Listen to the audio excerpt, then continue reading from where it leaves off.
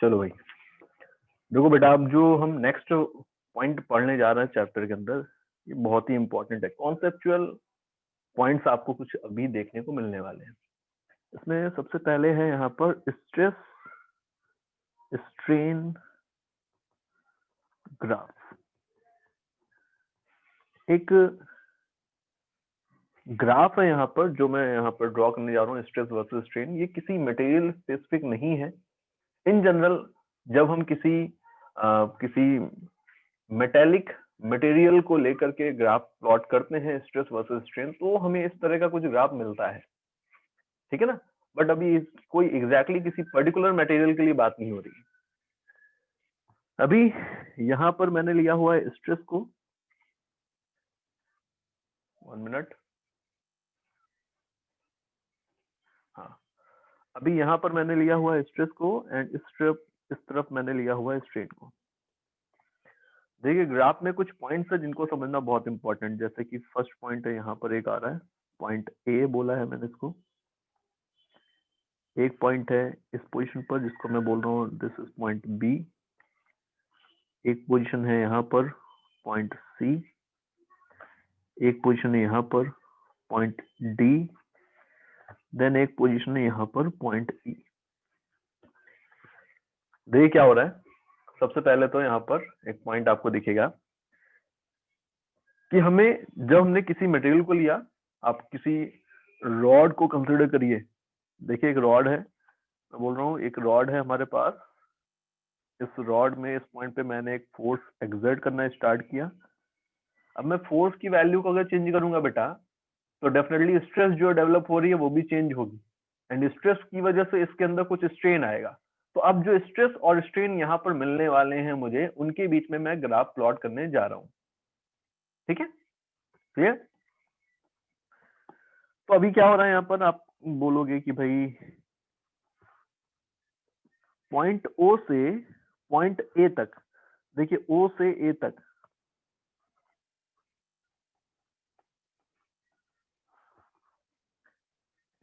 ओ से ए तक आपको क्या दिख रहा है कि स्ट्रेस स्ट्रेन के ऑलमोस्ट प्रोपोर्शनल है। बताइए, ठीक है, ये पॉइंट आपको क्लियर हो रहा है। स्ट्रेस स्ट्रेन के प्रोपोर्शनल दिख रहा है आपको, ऑलमोस्ट स्ट्रेट लाइन ही तो जा रही है। तो पॉइंट ए जो है ना, point A, this is called proportional limit. क्या है बेटा? प्रोपोर्शनल लिमिट बोल रहे हैं हम इस पॉइंट ए को, ठीक है। देन इसी के आगे देखिए, then combined O to B, मतलब ओ से लेकर के बी तक अगर आप देखेंगे तो जैसे जैसे आप स्ट्रेस बढ़ा रहे हैं वैसे वैसे स्ट्रेन भी बढ़ रही है। ऐसा कुछ हो रहा है यहाँ पर, बताइए, ठीक है ना। एंड एक पॉइंट और यहाँ पर कि जैसे ही आपने अभी एक रॉड ली थी, इस पे एक फोर्स लगाना स्टार्ट किया। अब ये रॉड मैंने ले लिया, सपोज इस पे मैंने एक फोर्स लगाना स्टार्ट किया, एक लोड यहाँ पर कनेक्ट कर दिया है। तो अभी क्या होगा, इसकी लेंथ बढ़ रही थी, मतलब स्ट्रेन आ रहा था इसमें कुछ। आपने जैसे ही फोर्स को रिमूव किया, एक्सटर्नल लोड को जैसे ही रिमूव किया आपने देखा कि वापस से ये रॉड अपनी इनिशियल लेंथ को रीगेन कर पा रहा है।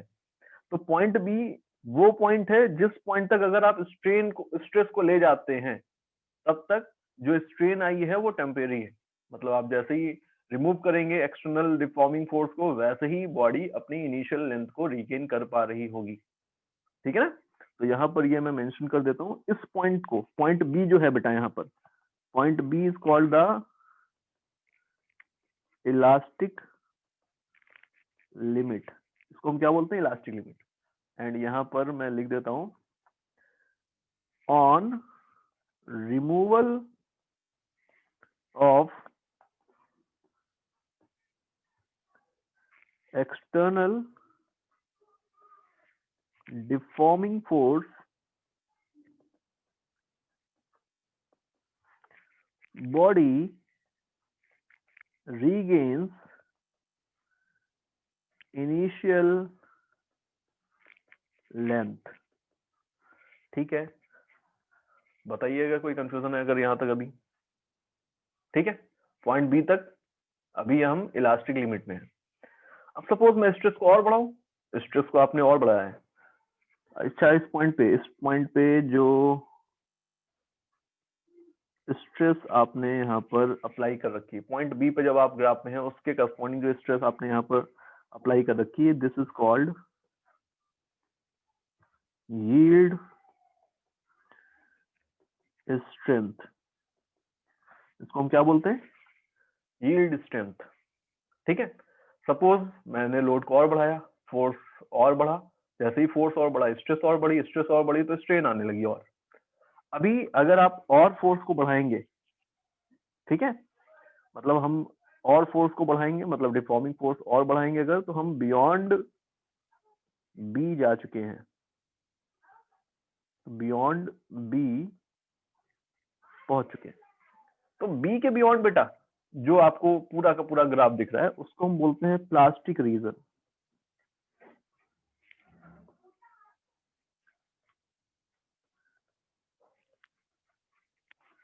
क्या हो गया?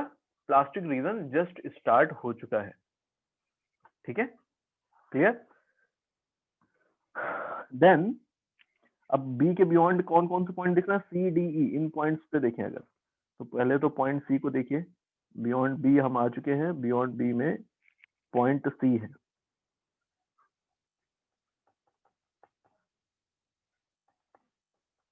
ठीक है, अगर हम स्ट्रेस की वैल्यू बढ़ाएं और बढ़ाते बढ़ाते हमने सी पोजीशन पर हम ले आए ग्राफ को, तो अब सी पोजीशन पर आने के बाद जो पॉइंट सी है ना बेटा, इसका क्या यहाँ पर सिग्निफिकेंस, इसको समझिए। अगर हम एक बार ग्राफ पे पॉइंट सी पे पहुंच जाए, उसके बाद सी पॉइंट पे पहुंचने के बाद मैंने स्ट्रेस को रिमूव कर दिया, मतलब मैंने डिफॉर्मिंग फोर्स जो लोड था उसको रिमूव कर दिया, जैसे ही डिफॉर्मिंग फोर्स को रिमूव किया स्ट्रेस खत्म। बट उसके बावजूद बॉडी जो है इसमें एक परमानेंट डिफॉर्मेशन आ चुका है। जब हम इसको रिमूव कर देंगे तो ग्राफ जो है वो कुछ इस तरह से आपको क्या दिखेगा कि जो बॉडी है इसमें कुछ डिफॉर्मेशन यहाँ पर आ चुका है, मतलब स्ट्रेन जो है कुछ परमानेंट स्ट्रेन यहाँ पर रह गई। एंड इसकी जो अप्रोक्सीमेट वैल्यू होती है, अब ये मटेरियल टू मटेरियल वेरी कर सकता है, बट जनरली इसकी वैल्यू 1% से कम होता है। स्ट्रेन की बात हो रही है, मतलब लेंथ अगर एल थी रॉड की, तो 1% ऑफ एल से कम चेंज आया होगा इसके अंदर, मतलब 1% ऑफ एल से कम चेंज आया होगा लेंथ में। ठीक है ना? तो बॉडी जो है उसमें कुछ परमानेंट डिफॉर्मेशन आ चुका होगा। तो पॉइंट सी जो है इसके करस्पॉन्डिंग में लिख देता हूं, the body is said to be permanent set and the deformation, जो डिफॉर्मेशन आ चुका है उसको हम बोलते हैं the deformation is called plastic deformation. ठीक है बेटा, अभी जो लेंथ में चेंज आ चुका है उसको हम क्या बोलेंगे? Plastic deformation. Then point D है नेक्स्ट पॉइंट, पॉइंट डी को देखिए, ग्राफ में देखिए पॉइंट डी कहां पर है, दिख रहा है आपको? पॉइंट डी क्या है? आपको दिख रहा है कि भाई स्ट्रेस के ग्राफ में, मतलब अगर देखा जाए तो पॉइंट डी की एक यहाँ पर प्रॉपर्टी आपको दिख रही है कि इस पॉइंट डी के करस्पॉन्डिंग जो स्ट्रेस है वो मैक्सिमम है।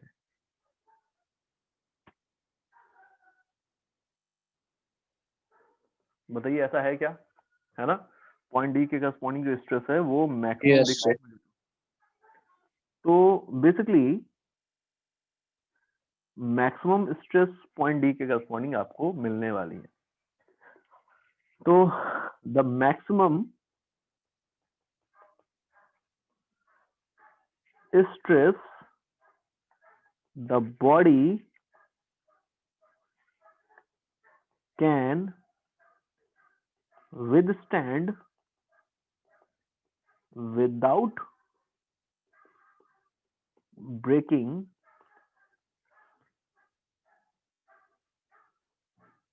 is called ultimate स्ट्रेस, इसको समझिएगा बेटा, बहुत ही लॉजिकल पॉइंट है ये।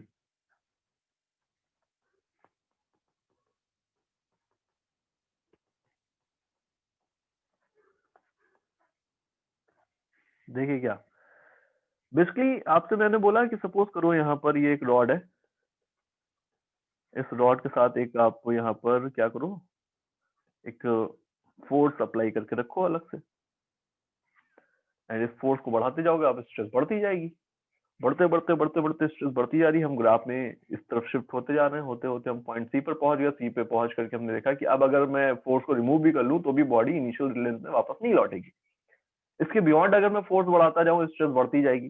बट मैं बोलूं यहाँ पर आप बहुत लार्ज फोर्स लगा दोगे तो स्ट्रेस भी बहुत लार्ज होगी, है ना। बट अभी यहाँ पे एक कंडीशन आपको दिखेगी कि भाई एक इंस्टेंट ऐसा भी तो आएगा कि जब आप फोर्स की बहुत ज्यादा वैल्यू लगाने लगोगे तो ये ब्रेक हो जाएगा।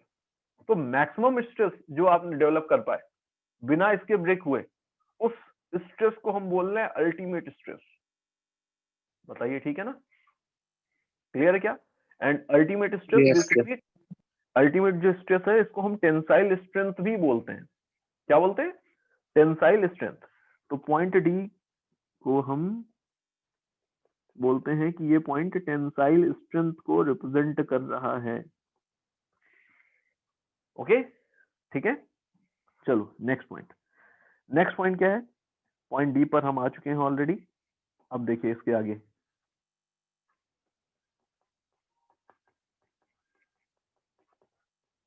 पॉइंट ई। हम इस अगर पॉइंट डी पर एक बार पहुंच गए उसके बाद आपको दिख रहा है कि अगर यहां पर मैं कोई पॉइंट कंसीडर करूं तो इस पॉइंट पे जो स्ट्रेस है वो अब पहले से कम हो चुकी है, बट स्ट्रेन पहले से भी ज्यादा हो चुकी है। बोलो बेटा ऐसा दिख रहा है आपको। yes, तो आप एक बार अगर एक बार आप टेंसाइल स्ट्रेस अल्टीमेट स्ट्रेस तक पहुंच गए, उसके बाद आपको दिखेगा कि अगर आप स्ट्रेस को कम भी करेंगे तो भी स्ट्रेन अभी भी बढ़ेगी ही बढ़ेगी। समझ पा रहे हैं, क्लियर है क्या। एंड स्ट्रेन बढ़ते बढ़ते बढ़ते बढ़ते हम कहां तक पहुंच पा रहे हैं, पॉइंट ई तक। ई पॉइंट के बियॉन्ड ग्राफ नहीं है। क्या हुआ, जब हमने स्ट्रेस को कम करना शुरू किया डी पॉइंट पे पहुंचने के बाद, उसके बावजूद यहाँ पर आपको क्या दिखेगा कि जो स्ट्रेन है लगातार बढ़ती जा रही है और पॉइंट ई पर पहुंच करके अल्टीमेटली ये जो सब्सटेंस है ये ब्रेक हो जाने वाला है। ठीक है ना। तो ये जो पॉइंट ई है इसको हम बोलते हैं फ्रैक्चर पॉइंट, जहां पर एक्चुअल फ्रैक्चर हो गया मटेरियल का। ठीक है, ओके। तो this is called the fracture point. यहाँ पे मैं लिख देता हूं, the strain at which actual fracture takes place, ठीक है, the strain at which actual fracture takes place is called the fracture point, and stress, समझिएगा, stress corresponding to this point is called breaking stress। इसके corresponding जो stress होगी उसको हम क्या बोलेंगे, ब्रेकिंग स्ट्रेस। ठीक है बेटा, क्लियर है क्या। चलो नेक्स्ट एक बहुत ही इंपॉर्टेंट पॉइंट यहाँ पर है, देखिएगा ध्यान से समझिएगा। देखिए मैं पहले लिख रहा हूँ, उसको पढ़िए और फिर बताइए क्या समझ में आया। If D and E are close, means अगर ये दोनों पॉइंट जो मैंने डिफाइन किए हैं ग्राफ पे अगर ये बहुत ही क्लोज हो किसी पर्टिकुलर मटेरियल के लिए, ठीक है ना, तो इन दैट केस आप बोलोगे the material is said to be brittle।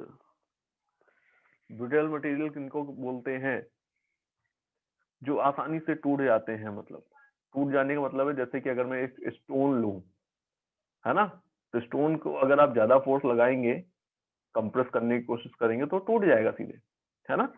जबकि वहीं अगर सपोज आपके पास एक एक कोई मेटल है, कोई जनरल मेटल, सपोज मैं सिल्वर की बात करूं, सिल्वर का एक आपको मैं ब्लॉक दे दूं, उसको कंप्रेस करेंगे तो ब्रेक नहीं होगा, मतलब वो बिखरेगा नहीं, बल्कि इंस्टेड वो क्या होने वाला है, वो कुछ कंप्रेस हो जाएगा या कुछ शीट के फॉर्म में कन्वर्ट होने लगेगा। बोलो, ऐसे ही होगा ना। तो अभी यहाँ पर हम किसी भी मटेरियल के लिए जो ग्राफ गिवन है उसको देख करके एक जनरल आइडिया लगा सकते हैं। If D and E are far apart, the material is said to be ductile। समझ पा रहे हैं? क्लियर है क्या? बोलो भाई।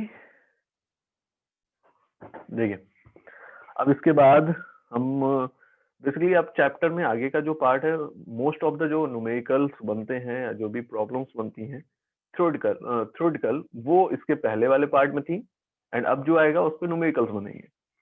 तो यहाँ पे सबसे पहले आ रहा है हुक्स लॉ। हुक्स लॉ क्या है, इसको देखिए, समझिए।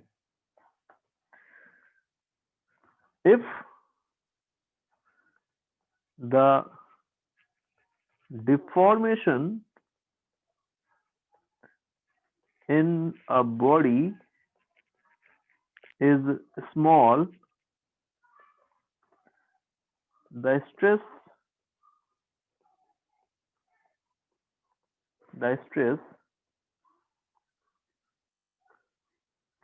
in the body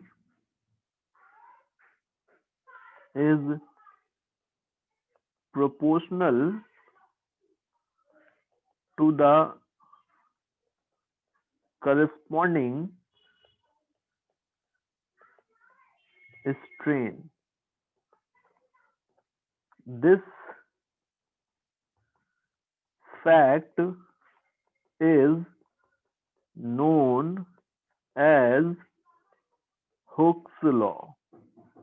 basically Hooke's law कुछ और नहीं है, बल्कि जो ग्राफ आपने देखा है, इस ग्राफ को देख करके हुक ने ये लॉ दिया कि जब डिफॉर्मेशन स्मॉल होता है, यहां से यहां तक देखिए,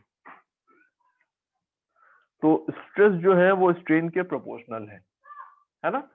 तो स्मॉल डिफॉर्मेशन के लिए ये दोनों क्वांटिटीज आपस में एक दूसरे के प्रोपोर्शनल होती हैं। ये हुक का लॉ था, ठीक है ना।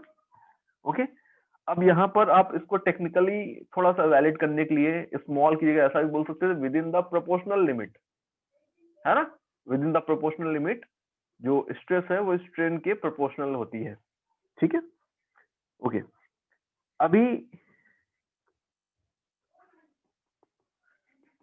With in proportional limit stress is proportional to strain. Clear? तो यहां से मुझे दिख रहा है कि भाई स्ट्रेस बाई स्ट्रेन दोनों का जो रेशियो होगा ये कांस्टेंट होगा, जिसको हम बोलेंगे मॉड्यूलस ऑफ इलास्टिसिटी। क्या बोल रहे हैं इसको हम? Modulus of elasticity. ठीक है बेटा, क्लियर है? अच्छा, एक इंपॉर्टेंट पॉइंट, अभी यहाँ पर जैसे कि यहाँ पर मैंने लिखा प्रोपोर्शनल लिमिट, कहीं पर अगर इलास्टिक लिमिट भी लिखा होगा तो भी यहाँ पर आपको कंफ्यूज नहीं होना है। जनरली क्या होता है बेटा, ये पॉइंट वैसे तो दो अलग अलग पॉइंट है A and B, but almost A and B बहुत क्लोज होते हैं। तो समटाइम्स ऐसा भी आपको दिख सकता है प्रॉब्लम्स के अंदर कि प्रोपोर्शनल लिमिट ना बोल करके इलास्टिक लिमिट बोला जाए, तो भी आपको बी तक भी ऑलमोस्ट आप उसको प्रोपोर्शनल मान सकते हैं ऐसी सिचुएशन के लिए, ठीक है ना। ओके ओके, तो हम यहाँ पर वापस आ जाते हैं कि stress by strain is constant which is known as modulus of elasticity. अब यहाँ पर इस मॉडुलस की बात करें अगर, तो हम बोलते हैं कि मॉडुलस ऑफ इलास्टिसिटी जो होता है डिपेंड्स अपॉन, किस पे डिपेंड करता है? तो it depends upon type of material, it depends upon temperature. Type of material के ऊपर डिपेंडेंट होगा कैसे भाई? अलग अलग मटेरियल के लिए अलग अलग मटेरियल के लिए जो मॉडुलस होगा वो अलग अलग होगा, है ना? कोई मटेरियल ज्यादा हार्ड है, कोई मटेरियल कंपेरेटिवली सॉफ्ट है, तो उन सब के लिए अलग अलग वैल्यूज यहाँ पर आपको मिलेंगी। एंड टेम्परेचर पे डिपेंडेंट होगा, आप टेम्परेचर चेंज करेंगे अगर, तो मॉडुलस ऑफ इलास्टिसिटी की भी वैल्यू चेंज हो जाएगी, ठीक है ना? आपने देखा होगा कि अगर हम जब आपने देखा होगा ना कि आयरन को पहले हम क्या करते हैं, रेड हॉट करते हैं, तब जा करके उसका रीशेपिंग थोड़ी इजी हो जाती है, बहुत ही इजीली वो फोल्ड हो जाता है। मतलब क्या हुआ, पहले हार्ड था वो, जब टेम्परेचर उसका कम था, है ना? उसको टर्न करना या बेंड कर पाना थोड़ा सा मुश्किल था। हमने उसको हीट अप किया तो वो थोड़ा सा सॉफ्ट हो गया, अब उसको ज्यादा इजीली हम बेंड कर पा रहे हैं, ठीक है ना? तो टेम्परेचर पे डिपेंडेंट है। देन इम्प्यूरिटी, भाई इम्प्यूरिटी पे डिपेंडेंट है मॉडुलस ऑफ वेलोसिटी। इस पॉइंट पे अभी हम आएंगे, ठीक है, इम्प्यूरिटी वाले पॉइंट पे।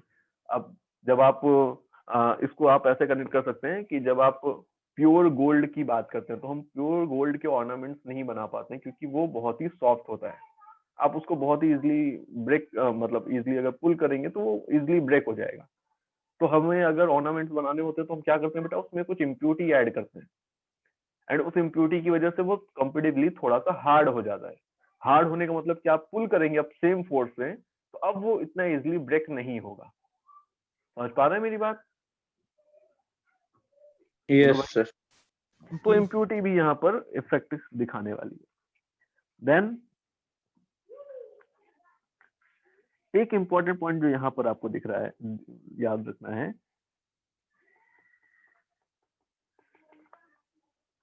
Modulus of elasticity is independent of values of stress and strain। भाई स्ट्रेस और स्ट्रेन की वैल्यूज से ये इंडिपेंडेंट होता है। क्यों? ये सेम वही रिलेशन तो है, R is equal to V by I. Resistance जो होता है वो वोल्टेज एंड करंट के जो वैल्यूज है उनसे तो इंडिपेंडेंट होता है ना। तो सिमिलरली वैसे ही दोनों का रेशियो कांस्टेंट रहेगा। अब स्ट्रेस बढ़ेगी तो स्ट्रेन भी बढ़ जाएगी प्रोपोर्शनल लिमिट के अंदर। बोलो ठीक है भाई, समझ पा रहे हैं? चलो, यस अब हमने यहाँ पे जो मॉडुलस ऑफ इलास्टिसिटी जिसको बोला है, इसकी वैल्यूज की बात कर लेते हैं, ठीक है? मतलब सॉरी, इसके टाइप्स की बात कर लेते हैं। तो types of modulus of elasticity which are also called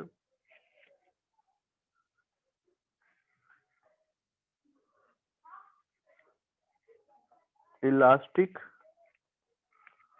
coefficient।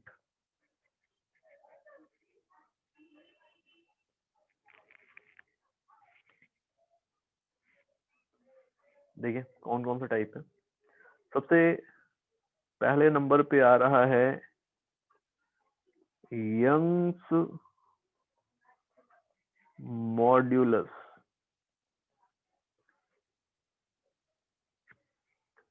ये यंग्स मॉडुलस क्या है इसको समझिए। देखिए आप ऐसे डिफाइन कर सकते हैं कुछ इसको कि with in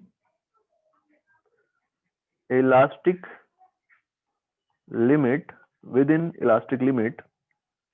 the ratio of longitudinal stress to longitudinal strain is called Young's modulus। क्या हुआ? अब भाई स्ट्रेस और स्ट्रेन तो कई तरह के हैं ना, तो जब हम लॉन्गिट्यूडनल स्ट्रेस और लॉन्गिट्यूडनल स्ट्रेन के रेशियो की बात करेंगे तो वो कहलाएगा यंग्स मॉडुलस। ठीक है बेटा, क्लियर है? बताओ। तो लेट अगर कोई हमारे पास एग्जांपल मैं ले लूं, कोई रॉड थी हमारे पास जिसकी लेंथ थी L, मैंने उसमें एक फोर्स लगाया, उसके एक एंड पे को फिक्स किया, दूसरे एंड पे फोर्स लगाया, मैंने देखा कि फोर्स की वजह से कुछ स्ट्रेस डेवलप हुई, उस स्ट्रेस की वजह से कुछ स्ट्रेन आई। तो अभी सपोज अगर मैंने F फोर्स लगाया हो, यहाँ पर मैं दिखा देता हूँ आपको, ये देखिए। पहले तो ये है हमारे पास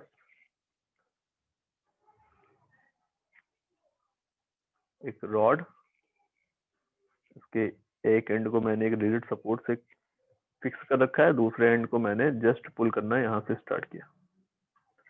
अब इसको पुल करने बहुत ही स्लोली, अगर मैं इसको पुल करते हुए इसके लेंथ को थोड़ा सा चेंज कर दूं, ये देखिए,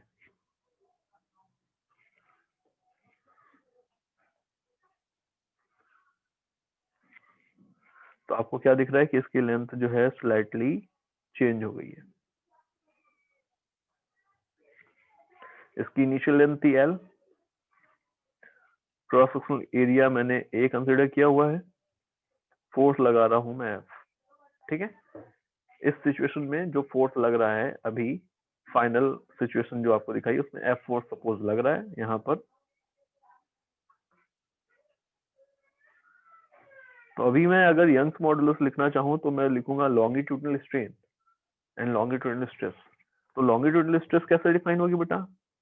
force upon cross sectional area, है ना। एंड स्ट्रेन कैसे डिफाइन होगी? तो स्ट्रेन डिफाइन करने का वही तरीका कि भाई इनिशियल लेंथ थी L, नई लेंथ है L प्लस डेल्टा L, तो चेंज इन लेंथ कितना? डेल्टा L चेंज है, इनिशियल लेंथ L है, तो ये एक्सप्रेशन मुझे यहाँ पे दिख रहा है। बोलो, तो y इक्वल होगा F by A L by delta L। बोलो बेटा, ठीक है क्या? ये एक्सप्रेशन बन रहा है? ओके, यहाँ से हम F की ये वैल्यू लिख सकते हैं। देखो यहाँ पर अगर हम F की वैल्यू लिखना चाहें तो यहाँ से अगर आप F लिखते हैं तो F कितना होता? y A delta L by L। इस पॉइंट पे भी हम अभी आएंगे कि ये एक्सप्रेशन का क्या यूज है। फिलहाल अभी मैंने y यहाँ पर आपको लिख करके दिखाया है। यूनिट क्या होगी यंग्स मॉडुलस की? यूनिट तो भाई ऊपर क्या लिखा है बेटा? न्यूटन पर मीटर स्क्वायर, नीचे इसकी तो कोई यूनिट है ही नहीं, तो यूनिट इसकी सिंपली न्यूटन पर मीटर स्क्वायर आ गई। और पास्कल भी बोल सकते हैं आप, ठीक है ना। इसके अलावा डायमेंशन क्या होगी इसकी? डायमेंशन तो न्यूटन पर मीटर स्क्वायर के अकॉर्डिंग ही डायमेंशन भी लिख दीजिए। फोर्स की डायमेंशन mL/t-2 अपॉन L2 तो माइनस का 1 आ गया ये। बोलो, ये एक्सप्रेशन बन रहा है? ठीक है ना? Yes sir. अभी यहाँ पर आपको एक पॉइंट समझना होगा कि अगर हम लिक्विड या गैसेस की बात करें कभी भी, तो लिक्विड एंड गैसेस के लिए यंग्स मॉडुलस बाय डिफॉल्ट हमेशा 0 रहता है। क्यों रहता है ये आपको आइडिया लग रहा होगा। बोलो, ठीक है क्या? सिर्फ सॉलिड के लिए ही हम डिफाइन ही कर सकते हैं बेसिकली इसको। ओके, ठीक है। चलो नेक्स्ट टर्म है, नेक्स्ट है, हमने फर्स्ट टाइप के मॉडुलस की बात की, सेकंड है अब bulk modulus. Bulk modulus of elasticity. Bulk modulus of elasticity को हम B से रिप्रेजेंट करते हैं। समटाइम्स आपको ये के से भी कहीं कहीं रिप्रेजेंट होता हुआ दिख सकता है, ठीक है। ओके बेटा, बल्क मॉडुलस जो था वो फर्स्ट टाइम मैक्सवेल ने डिफाइन किया था।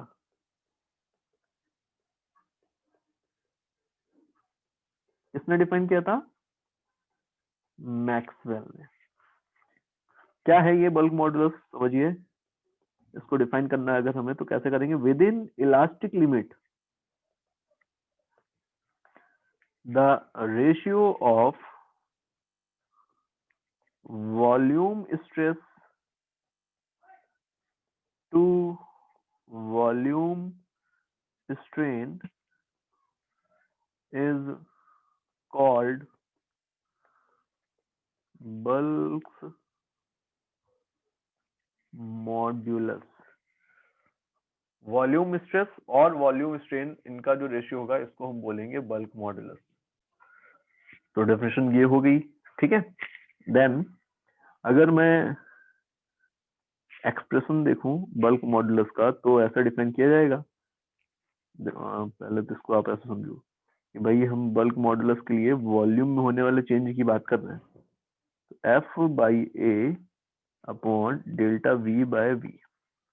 जब आपको मैंने वॉल्यूम स्ट्रेस बताया था तो मैंने क्या बोला था कि अगर हम किसी बॉडी पर यूनिफॉर्मली हर एक पॉइंट से कुछ नॉर्मल फोर्स एक्सर्ट करें, इक्वल नॉर्मल फोर्स एक्सर्ट करें, तो बॉडी जो है डेफिनेटली वो कंप्रेस ही होगी।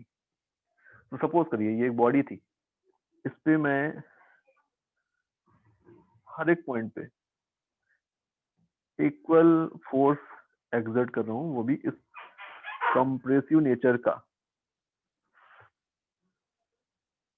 बोलो ठीक है ये बात?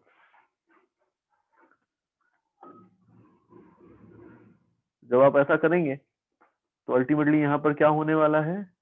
तो इस बॉडी का जो वॉल्यूम है ये थोड़ा सा कम हो जाने वाला है। बोलो ठीक है ये बात? बताइए भाई। अब जब वॉल्यूम कम करेंगे आप, इनिशियल वॉल्यूम था इसका, अभी वॉल्यूम जो है वो कम हो गया है थोड़ा सा। अभी मैं क्या बोल रहा हूँ, सपोज करो आप हर एक पॉइंट पे इक्वल नॉर्मल फोर्स एक्सर्ट कर रहे थे, तो टोटल फोर्स जो आपने एक्सर्ट किया, यहाँ पर मैं मतलब net force on the body की बात नहीं कर रहा हूँ, मैं बोल रहा हूँ यूनिट एरिया पे कितना फोर्स लगाया आपने, वो यहाँ पर मुझे चाहिए। क्योंकि अल्टीमेटली जब आप स्ट्रेस लिख रहे हो तो आप यूनिट एरिया पे लगने वाला फोर्स ही तो लिख रहे हो, फोर्स अपॉन यूनिट, फोर्स पर एरिया, बोलो, है ना? तो फोर्स पर यूनिट एरिया ही तो हमें को चाहिए। तो अगर मैं यहाँ पर हर एक पॉइंट पे इक्वल फोर्स लगाऊं और टोटल सरफेस एरिया में इसका ओरिजिनली ए ले लूं, तो ये क्या रिप्रेजेंट करेगा? ये रिप्रेजेंट करेगा प्रेशर को जो इस बॉडी की सरफेस पे लग रहा होगा एडिशनली। बताइए ठीक है, समझ पा रहे हैं? इनिशियल भी कुछ प्रेशर लग रहा था, अगर आपने किसी बॉडी को यहाँ पर रखा हुआ तो डेफिनेटली उस पर भी बाहर से कुछ प्रेशर पहले भी लग रहा था। जैसे कि इन द सेंस आप बोल सकते हैं कि अगर मेरे पास कोई बॉल हो, मैंने यहाँ पर रखी हुई है, तो एटमॉस्फेयर भी तो एक प्रेशर एक्सर्ट कर रहा है, तो ऑलरेडी भी कुछ प्रेशर था। अब आपने जो फोर्स लगाया उसकी वजह से प्रेशर बढ़ गया। तो ये जो F बाई ए आपको क्वांटिटी मिल रही है, ये एक्स्ट्रा प्रेशर आ गया जो आपने एक्सर्ट किया है इस बॉडी पर। एंड जब आप प्रेशर को एक्सर्ट करेंगे तो उससे आपको यहाँ पर एक पॉइंट क्या दिखने वाला है, समझिएगा। ये तो हो गया एक्स्ट्रा प्रेशर जो आपने एक्सर्ट किया, उस एक्स्ट्रा प्रेशर की वजह से वॉल्यूम में चेंज आया है ना? अब समझने वाली बात है कि अगर आपने बेटा प्रेशर बढ़ाया है इस बॉडी पर फ्रॉम आउटसाइड, तो डेफिनेटली इसका वॉल्यूम कम होगा। तो जब डेल्टा पी पॉजिटिव होगा तो डेल्टा वी नेगेटिव होने वाला है। इसलिए हमने यहाँ पर एक नेगेटिव साइन भी ऑलरेडी कंसिडर कर रखा है, सो दैट कि बल्क मॉडुलस की वैल्यू पॉजिटिव मिल जाए। बताइए क्या ये पॉइंट समझ पा रहे हैं आप? ठीक है, तो एक्सप्रेशन आपको बल्क मॉडुलस का कुछ ऐसा मिलेगा, this is delta P upon negative of delta V by V. ये एक्सप्रेशन हो गया बल्क मॉडुलस का। ओके, अब देखो अगला पॉइंट यहाँ पर क्या है कि अगर हम इसकी यूनिट देखें, बल्क मॉडुलस की यूनिट, तो अगेन ऊपर क्या लिखा हुआ है, ऊपर लिखा हुआ प्रेशर। 1 मिनट,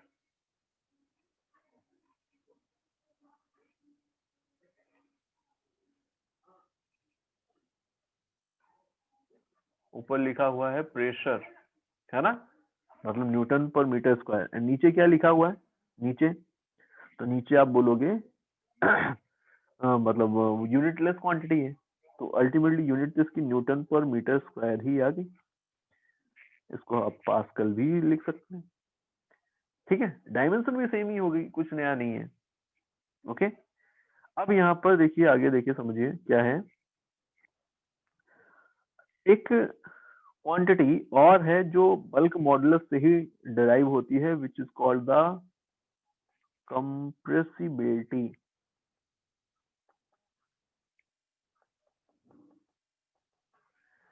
क्या है बेटा, कंप्रेसिबिलिटी। कंप्रेसिबिलिटी को हम C से रिप्रेजेंट करते हैं।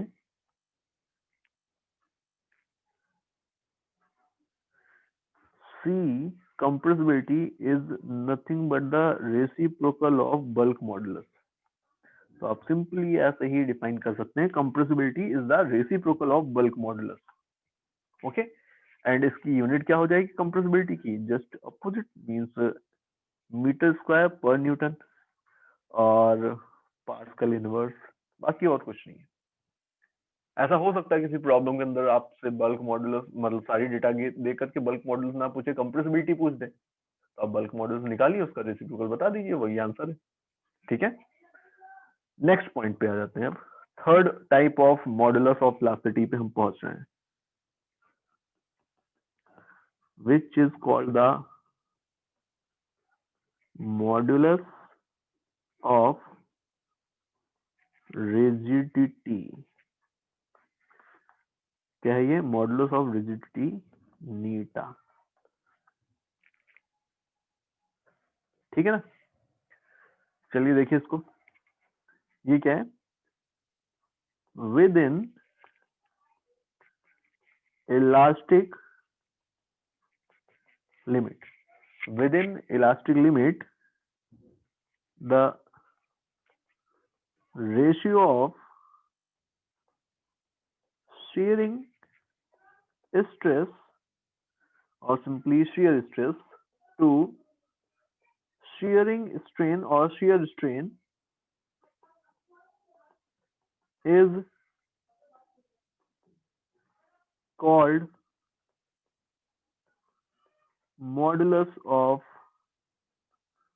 rigidity। क्या बोलते हैं इसको, मॉडुलस ऑफ रिजिडिटी। ठीक है,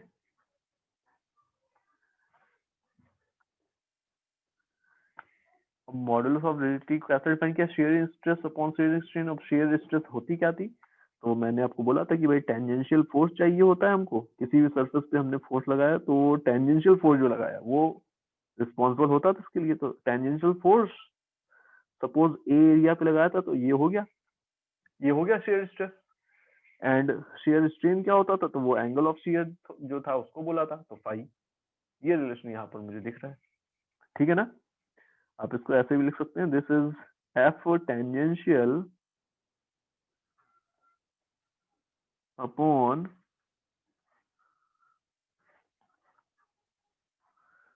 फाई इंटू ए। बोलो भाई,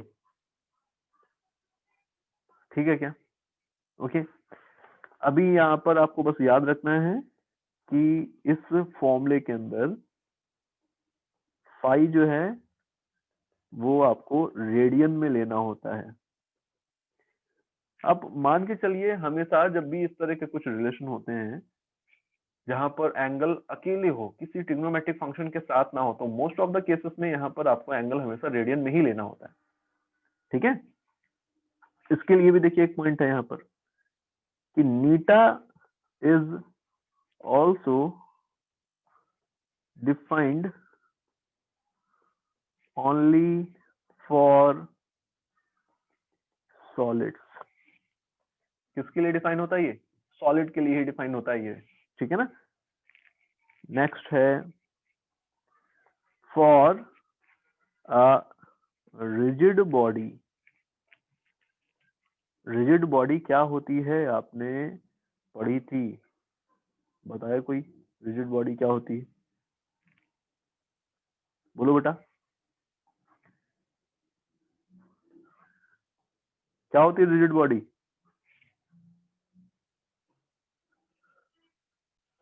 तो बेसिकली ऐसी बॉडी जिसपे अगर आप कितना भी हाई फोर्स लगा लो, किसी भी तरह से लगा लो, वो डिफॉर्म होती नहीं है, तो रिजिड बॉडी।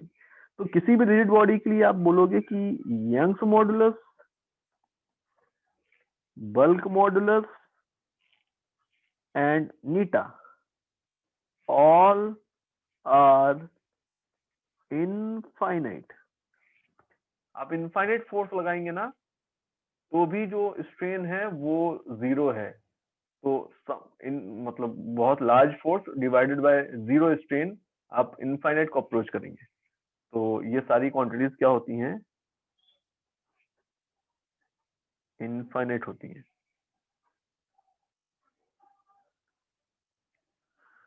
ठीक है ना? ओके, चलिए अब नेक्स्ट पॉइंट देखिए क्या है। नेक्स्ट, अब ये तीनों तरह के मैंने आपको कोएफिशिएंट ऑफ इलास्टिसिटी बता दिए मैंने। अब नेक्स्ट टर्म क्या है समझिए, increment of length of a rod due to its own wait.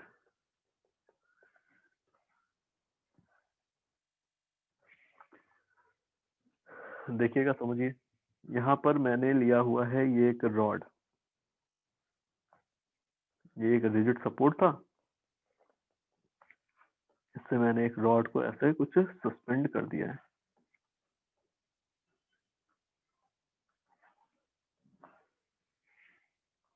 ठीक है, इस तरह से मैंने एक रॉड को ऐसे सस्पेंड कर दिया। अब यहाँ पर ये जो रॉड है, इसका कुछ मास है जो आपको मेंशन किया गया है। सपोज इसका जो मास है वो टोटल कैपिटल एम है, एंड टोटल लेंथ जो है इसकी एल है इनिशियली, है ना? हमने इसको इस तरह सस्पेंड किया, और इसका क्रॉस सेक्शनल एरिया भी आपको मेंशन है। ठीक है बेटा, इसका क्रॉस सेक्शनल एरिया जो है वो ए है। अब क्या हुआ, अगर मैं यहाँ पर इस रॉड पे किसी भी पॉइंट को कंसिडर करूं, ठीक है, सपोज मैंने यहाँ पर एक पॉइंट ले लिया, इस पॉइंट को मैंने पॉइंट पी बोला हुआ है। अच्छा बताओ, पॉइंट पी पे टेंशन कितनी होगी? टेंशन कितनी होगी, टेंशन की वैल्यू कैसे लिखेंगे? तो टेंशन की वैल्यू लिखने के लिए आप क्या बोलोगे कि भाई यहाँ पर इस पॉइंट पे टेंशन, पॉइंट पी पे टेंशन इतनी होगी, सो दैट कि इस पार्ट का जो वेट है वो बैलेंस किया जा सके। तो अगर आप टेंशन कैलकुलेट करेंगे तो आप देख सकते हैं एट पॉइंट पी, लेट जो टेंशन है वो टी है, तो टी की वैल्यू इस पार्ट के वेट के इक्वल होनी चाहिए। एंड इस पार्ट का वेट अगर लिखना चाहूँ तो उसके लिए मैंने यहाँ पर एक्स कंसिडर कर लिया है। सपोज ये जो लेंथ है ये एक्स है,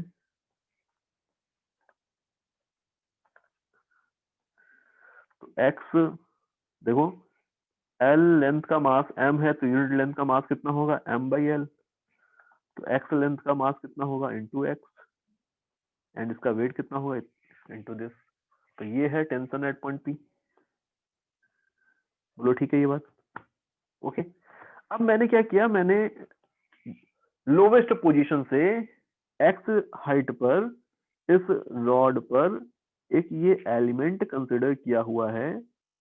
the length of this element is dx। देख पा रहे हैं? मैं अलग से ड्रॉ करके आपको कहिए तो दिखा दूं। ये है एक एलिमेंट। वैसे तो ये बेटा इनफाइनेटली स्मॉल है, बट हमें कुछ मैथमेटिकल एनालिसिस भी करना है, इसलिए मैं इसको अलग से दिखा रहा हूँ। सपोज ये है वो एलिमेंट, इस एलिमेंट की लेंथ कितनी है? इस एलिमेंट की लेंथ जो है वो मैंने यहाँ पर आपको दिखा दी है,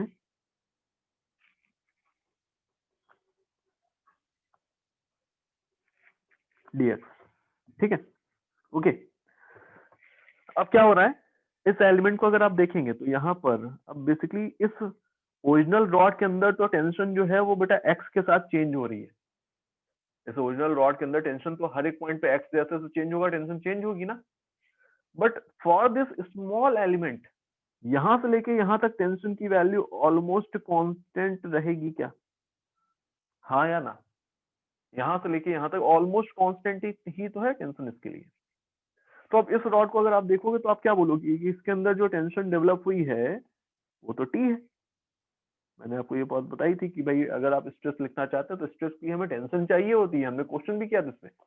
तो अब इस स्मॉल एलिमेंट के लिए तो मैं लिख रहा हूं फॉर द गिवन एलिमेंट। आपको दिखेगा कि इस गिवन एलिमेंट के अंदर जो टेंशन डेवलप हुई है वो इतनी है, एंड इस टेंशन की वजह से अब यहाँ पर अगर आप चाहो तो इसको ऐसे भी दिखा सकते हो कि भाई यहाँ पर जो टेंशन लग रही है इस टेंशन की वजह से ये जो एलिमेंट है इसमें कुछ इलोंगेशन भी हो जाएगा।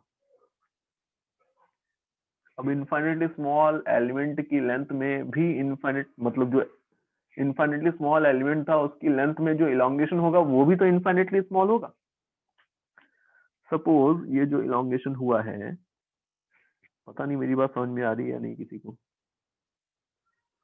आ रही है? किसी को मेरी बात समझ में? Yes sir. तो इसमें जो इलोंगेशन हुआ है वो इलोंगेशन मैंने डी वाई बोल दिया। ओरिजिनल लेंथ dx थी, अब dy इसकी लेंथ में आने वाला चेंज है ना। तो अब बताइए केवल और केवल इस एलिमेंट के लिए मैं अगर यंग्स मॉडुलस वाला फॉर्मूला लगाऊं तो आप क्या बोलोगे कि यंग्स मॉडुलस इक्वल होता है स्ट्रेस अपॉन स्ट्रेन, है ना बेटा। स्ट्रेस अपॉन स्ट्रेन इसके इक्वल तो होता है, एंड वो भी कौन सी stress? Longitudinal stress, longitudinal strain. Values रखिए। इस एलिमेंट के लिए जो टेंशन डेवलप हुई है वो टी है, क्रॉस सेक्शनल एरिया इसका वही है जो कंप्लीट रॉड का था, मतलब ए। तो स्ट्रेस जो डेवलप हुई इसमें वो तो टी बाई ए हो गई। स्ट्रेन लिखिए। तो स्ट्रेन होती है change in dimension upon original dimension. तो चेंज इन डायमेंशन तो डी वाई है, and original dimension D X है, तो D Y by D X हो गया। ये वाई डिफरेंट है, ये वाई डिफरेंट है, दोनों में डिफरेंस आपको दिख रहा होगा। ये यंग्स मॉडुलस है जो कि कांस्टेंट है, ये वाई जो है चेंज इन लेंथ है। बताइए भाई यहाँ तक ठीक है? सब कुछ क्लियर है? Yes sir. अब यहाँ से मैं इस एक्सप्रेशन को ऐसे लिख सकता हूँ Y D Y by D X equal होगा टी बाई ए के। लिख दिया। यहाँ से मैं इस एक्सप्रेशन को ऐसे लिखने जा रहा हूँ कि यहाँ पर इसको इधर रहने दो, इस क्वांटिटी को इधर ले जाओ।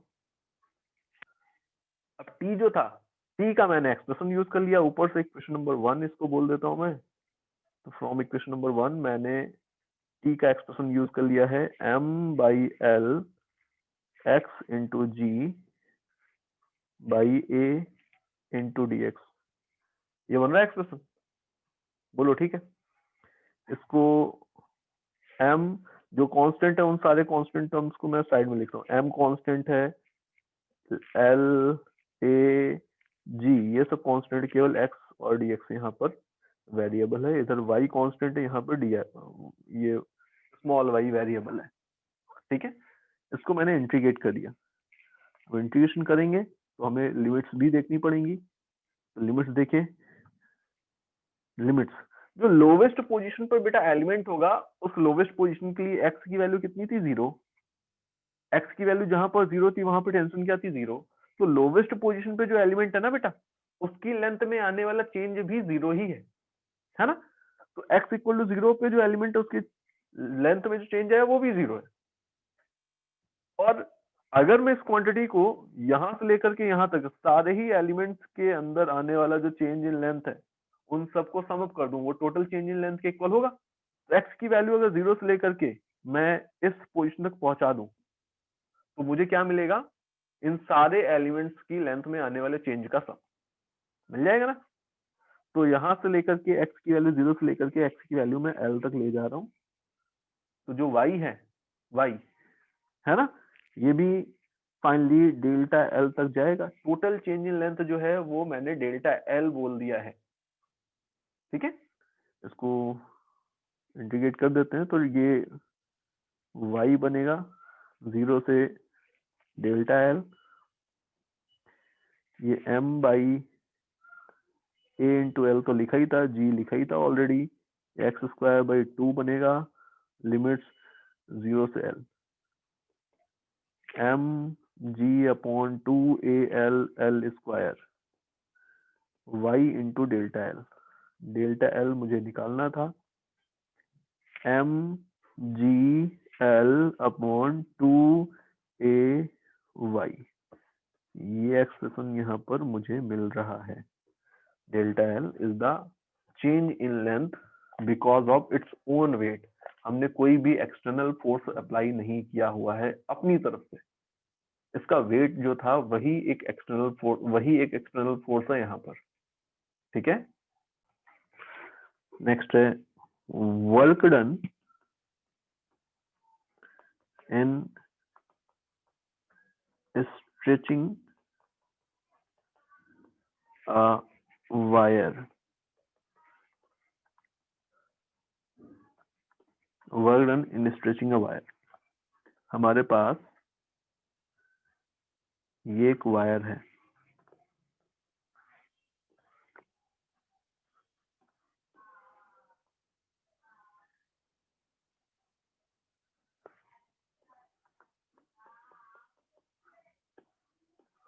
ये देखिए हमारे पास ये एक वायर है,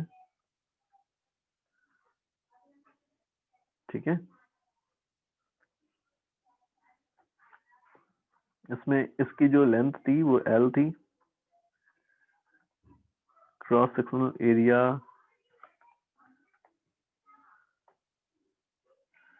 A था, ठीक है। हमने क्या किया, हमने इसके इस एंड पर एक फोर्स लगाना स्टार्ट किया। अब जैसे जैसे आप फोर्स लगाएंगे वैसे वैसे इसमें इलॉन्गेशन होता जाएगा, तो हम इसको मतलब ऐसा नहीं करना है कि इसके एंड को सडनली पुल कर दिया, हम बहुत ही स्ट्रेटली यहाँ पर इसको लेकर के आने वाले हैं, मतलब सो दैट कि हर एक इंस्टेंट पर जो टेंशन डेवलप हो रही हो विद इन दिस वायर, वो एक्सटर्नल फोर्स F के इक्वल हो, इस पॉइंट को ध्यान में रखते हुए ही हमको इसको धीरे धीरे पुल करना है, ठीक है। तो हम इस तरह से इस पे एक फोर्स लगा रहे हैं। अब क्या होगा जब आप इस तरह से फोर्स लगाएंगे, लेट किसी इंस्टेंट पर इसमें इलॉन्गेशन हो चुका है, एंड इलॉन्गेशन जो है वो लगातार चेंज भी हो रहा होगा, तो लेट किसी पर्टिकुलर इंस्टेंट पे मैंने देखा कि इसमें जो इलॉन्गेशन है वो हो चुका है x। अब जिस इंस्टेंट पे ये वायर x इलॉन्गेशन हो चुका है इसमें, उस इंस्टेंट पर आप अगर फोर्स देखेंगे जो यहाँ पर F लग रहा है वो तो इसके अंदर की टेंशन के इक्वल है, एंड वहां से अगर आप सॉल्व करके लाएंगे तो F की value YA x by L आने वाली है। ये मैंने कैसे लिखा है, ये मैंने लिखा है यहाँ पर यंग्स मॉडुलस वाले फॉर्मूले से, जो मैंने आपको यहाँ पर बताया था। जब इलॉन्गेशन डेल्टा एल था तो फोर्स कितना लगा रहा था, YA delta L by L, तो यहाँ डेल्टा एल की जगह मैंने x बोल दिया है। बोलो कोई कंफ्यूजन है इसमें? ठीक है भाई, इतना फोर्स इस इंस्टेंट पर यहाँ पर लग रहा है। अब बेटा यहाँ पर वर्क डन का जो डेफिनेशन होता है उस पर आपको ध्यान देना पड़ेगा। वर्क डन किसके इक्वल होता है, तो आप बोलते थे force into displacement of the point of action of force. तो बेसिकली पॉइंट ऑफ एक्शन तो ये वाला पॉइंट है ना जहां पर हम फोर्स को लगा रहे थे, ये वाला पॉइंट। तो ये वाला पॉइंट अगर आपने सपोज एक्स इलॉन्गेशन यहाँ पर कर रखा है, देखिए आपने एक्स इलॉन्गेशन कर रहा है, अगर आप फर्दर इसको इलॉन्गेट करो बाय dx, तो पॉइंट ऑफ एप्लीकेशन dx ही तो डिस्प्लेस होगा, है ना। फर्दर इसके बाद की मैं बात कर रहा हूँ, तो आप क्या बोलोगे, work done in small displacement, work done कितना होने वाला है, तो ये एफ डॉट डी एक्स, मैं फर्दर इसमें डी एक्स इलॉन्गेशन करने जा रहा हूँ। तो डी एक्स इलॉन्गेशन अगर यहाँ पर होगा तो वर्क डन कितना हो गया, F into D x. F की वैल्यू रख दो एंड डी एक्स यहाँ पर है, ये है work done. Total work done लिखना है अगर आपको, तो टोटल वर्क डन लिखने के लिए आप इस क्वांटिटी को इंटीग्रेट कर देंगे। भाई सपोज इनिशियल लेंथ एल थी, एल से लेकर के मैं एल प्लस स्मॉल एल तक ले जाऊं, L plus capital L plus small L तक इसकी लेंथ ले जाना चाहता हूं, तो डिस्प्लेसमेंट जो होगा वो मतलब इसको जब आप इंटीग्रेट करेंगे तो इंटीग्रेशन 0 से लेकर के स्मॉल एल तक किया जाएगा। टोटल डिस्प्लेसमेंट, नेट डिस्प्लेसमेंट जो होना है फाइनल, वो तो स्मॉल एल के इक्वल है। बताइए समझ पा रहे हैं ये बात? नहीं समझ पा रहे हैं?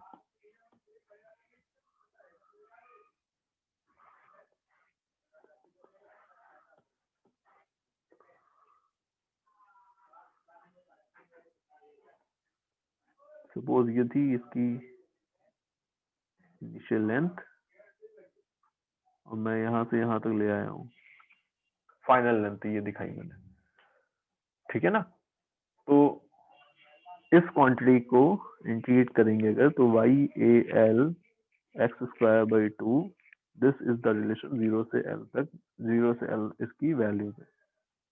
तो this is half Y A by L, L square, ये कैंसिल, वर्डन इक्वल आ रहा है हाफ वाई ए एल। बोलो ठीक है क्या? क्लियर है? अरे लिमिट्स, ये कैपिटल एल था, ये स्मॉल एल स्क्वायर है, ये एक्सप्रेशन आ रहा है, बताओ ठीक है क्या? ठीक है, ओके। अभी ये हमने एक जनरल एक्सप्रेशन यहाँ पर डिराइव किया हुआ है। अब इसको मैं कुछ डिफरेंट फॉर्म में लिख सकता हूँ, देखो कैसे। मैंने इसको ऐसे लिख दिया, this is half Y into A by L जो था, इसको मैंने ऐसे लिख दिया, एक एल का मल्टीप्लाई यहाँ पे कर दिया, एक एल का मल्टीप्लाई नीचे कर दिया। जब नीचे हम एल का मल्टीप्लाई करेंगे तो एल स्क्वायर बनेगा, कैपिटल एल स्क्वायर, तो उसको ऐसे लिख दिया। कोई कंफ्यूजन इसमें? तो वर्क डन का एक एक्सप्रेशन आपको दिख रहा है, this is half into Young's modulus into volume into strain का स्क्वायर। तो आपको एक ये डिफरेंट फॉर्मूला यहाँ पर मिल गया है वर्क डन का। बोलिए ठीक है? ठीक है भाई। देन इसके अलावा अगर आप चाहो तो यंग्स मॉडुलस की जगह स्ट्रेस अपॉन स्ट्रेन लिख सकते हो, तो half into, in that case ये स्ट्रेस अपॉन स्ट्रेन अगर आप लिखेंगे तो स्ट्रेन से स्ट्रेन कैंसिल होगा, तो ये बनेगा stress into strain into volume into volume. तो एक रिलेशन आपको इस फॉर्म में मिलेगा। अगर आप चाहो तो स्ट्रेन की जगह भी आप ऐसे ही क्या कर सकते हैं, स्ट्रेस अपॉन यंग्स मॉडुलस लिख सकते हैं, देन उसका स्क्वायर बन सकते हो। तो एक और फॉर्म यहाँ पर आपको स्ट्रेस के फॉर्म में मिल जाएगा एक्सप्रेशन। तो आप जो भी आपको वैल्यूज गिवन होंगे उसके अकॉर्डिंगली आप इस फॉर्मूले को डिराइव करके लिख सकते हैं। एंड आपसे पूछा जाए कि ये जो वर्क हमने किया है यहाँ पर, हम इलास्टिक लिमिट के अंदर से की ही बात करना, तभी यंग्स मॉडुलस का फॉर्मूला एप्लीकेबल है। आपसे पूछा जाए बताइए कि ये जो वर्क हमने किया है वो कहाँ गया, तो आप बोलोगे कि ये जो वर्क करने में हमने एनर्जी यूज की है वो इस रॉड के अंदर in the form of elastic potential energy stored है। आप जैसे ही इसको रिलीज करोगे वापस से ये अपनी इनिशियल लेंथ को रिगेन कर ले जाएगा, है ना। तो this work is stored in the form of elastic potential energy in body, ठीक है। एंड अगर डेंसिटी लिखनी हो, पोटेंशियल एनर्जी डेंसिटी अगर मैं लिखूं, तो आपको समझना है कि भाई यहाँ पर ये पूरे के पूरे वायर के अंदर जो एनर्जी स्टोर है ना, वो आपने यहाँ पर लिखी है ना। मतलब वी वॉल्यूम एनर्जी जो स्टोर है वो इतनी है। यूनिट वॉल्यूम में जो एनर्जी स्टोर होगी उसको ही आप बोलेंगे पोटेंशियल एनर्जी डेंसिटी। तो ये कितनी होगी? तो ये हो जाएगी half into stress into strain. Volume से डिवाइड कर दिया है मैंने, इसलिए वॉल्यूम का टर्म यहाँ पर गायब हो चुका है। बोलो ठीक है? क्लियर? देन एक पॉइंट और यहाँ पर, पोटेंशियल एनर्जी डेंसिटी हम एक और तरीके से लिख सकते हैं, it is equal to area under stress strain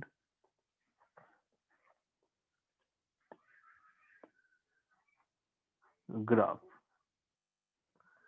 मतलब अगर कहीं पर आपको स्ट्रेस स्ट्रेन ग्राफ गिवन है, हम सिर्फ और सिर्फ प्रोपोर्शनल लिमिट लेके चल रहे हैं, तो आपको ग्राफ भी फिर ऐसे ही गिवन होगा कुछ। तो इस ग्राफ के अंदर अगर आप एरिया अंडर द कर्व निकालेंगे तो आपको क्या मिलेगा, पोटेंशियल एनर्जी डेंसिटी मिल जाएगी। ठीक है, स्ट्रेस है यहाँ पर स्ट्रेन है। ओके बेटा, एक लास्ट पॉइंट और है यहाँ पर, यंग्स मॉडुलस की वैल्यू भी हम स्ट्रेन ग्राफ से लिख सकते हैं। y means Young's modulus is equal to slope of stress strain